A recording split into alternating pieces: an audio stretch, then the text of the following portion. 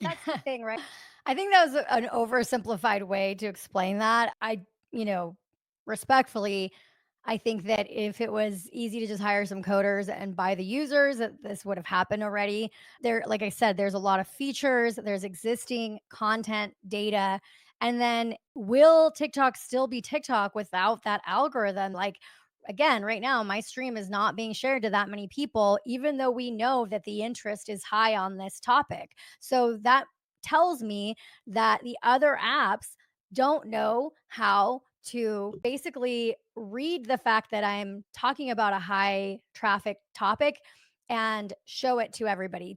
O'Leary said he wants a TV station that everybody can watch. Well, the difference between TikTok, and I understand what he's trying to build, but I also think that it's not a TV station. It's like a TV station that like has arms and can like grab you when it wants you to see something that it thinks you like. Antonio's here. Hello. Can you hear Can me? can everybody hear Antonio? Let me see. I just, Oh, there you go. There you hello. are. Hey. Can you hear me? Mhm.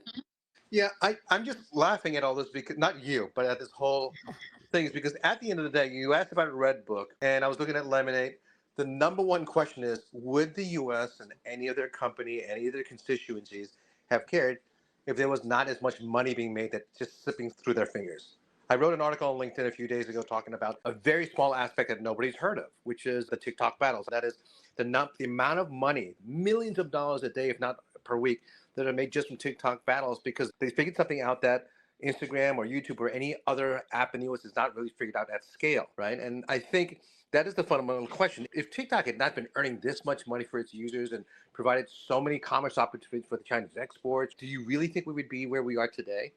Yeah, no. Right. And I think all the talk about Yeah. algorithms, the problem is it's not just one algorithm. What makes TikTok so popular, and I'm seeing this with all the little spin-off apps like Favorited and Lemonade and all that.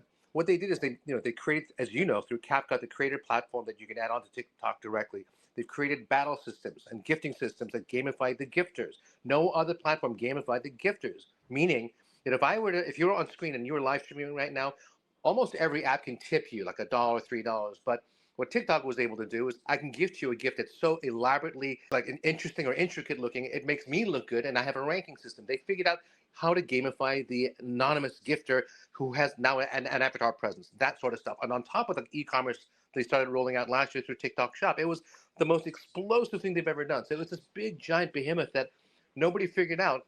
And I can tell you one thing: from my years in living in Hong Kong and Singapore and Taiwan back when I was an analyst, the one thing the Chinese figured out in Hong Kong in general, Greater China, was how to pay attention to the customer at all points. And that's something they figured out that we didn't. If you go to Hong Kong, walk down the store, there's a store brand called Giordano. Okay, If you okay. walk down 1 mile, there are literally 5 Giordano stores, they're little tiny ones. It's the exact same store. Who in their right mind would have 5 of the same stores?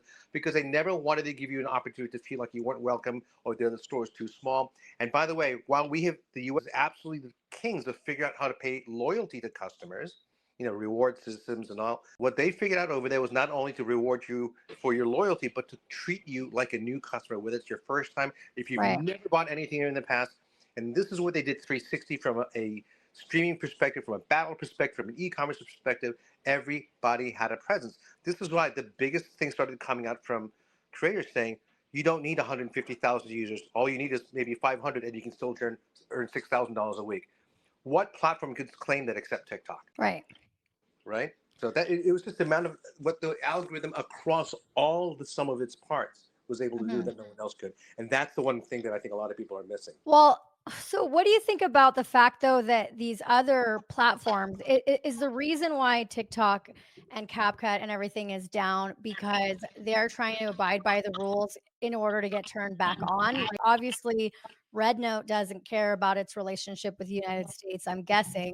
So is that the reason why, hypothetically they're still running and you can still go on their website and everything? So I don't like to play in conjecture because the, You the don't one know. thing I've learned not to do in this country is to argue against anything that talks about national security because Got it. I could be 100% right on my facts, but all I need is a very powerful lobby to say, don't listen to him. And it doesn't matter. I think we've all learned you Mhm. cannot fight a machine. Look what's happening now. I mean, I don't want to bring up other subjects, but look, when that it's basically a form of cancel culture. and you know quite a bit about that, right? So Right, right. it's a form of cancel culture, and what I think is going to happen is if they throw this cancel culture for TikTok up right away, I think all we need is a little bit of time for the cracks to start showing through. This is not right. Actually, you're wrong here. But you can't fight with a war machine of cancel culture, whether it's a person, a celebrity, an actor, or a company.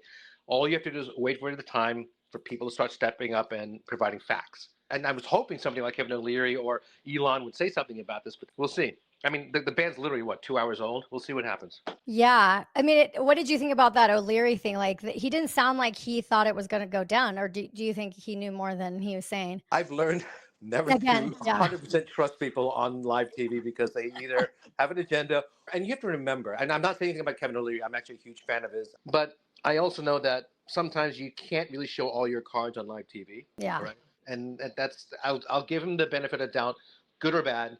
You know, personally, I'm still waiting for Mr. Beast to take this over with his investors because I think he would figure out. I think he was trolling everybody. He like had this young guy pull out a thing. And he's like, "Oh, this is my lawyer." I'm like, "That's not his lawyer." But I I mean, can people are so gullible. It's so cute. I actually think it's adorable. But I will tell you that if Mr. Beast linked up with something like Elon or something like that, would be pretty scary because he's the one social media person that would have faith in understanding how to work this machine.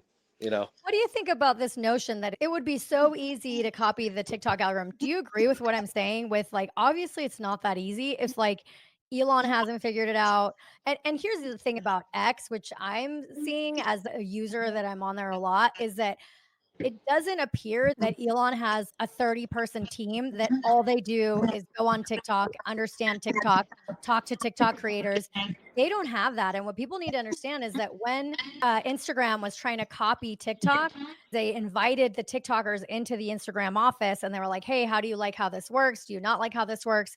And that type of thing. What do you think about people saying that it's really easy? And like, if it is easy, then how come Meta and YouTube Shorts and X haven't copied that secret sauce?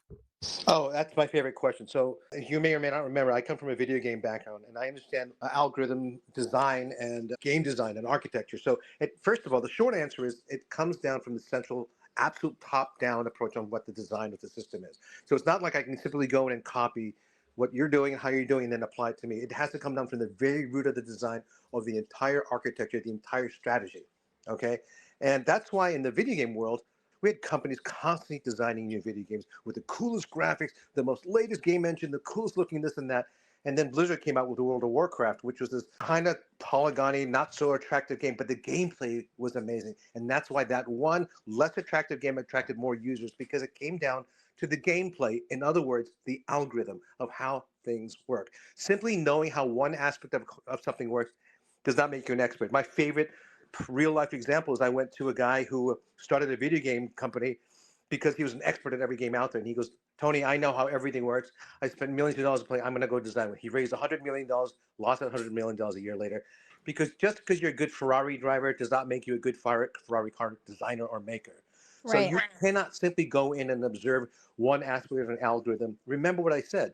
TikTok is not just streaming. It's also video posting that is interest algorithm based. It is also based on a CapCut design. Some of those features are embedded within the TikTok app. And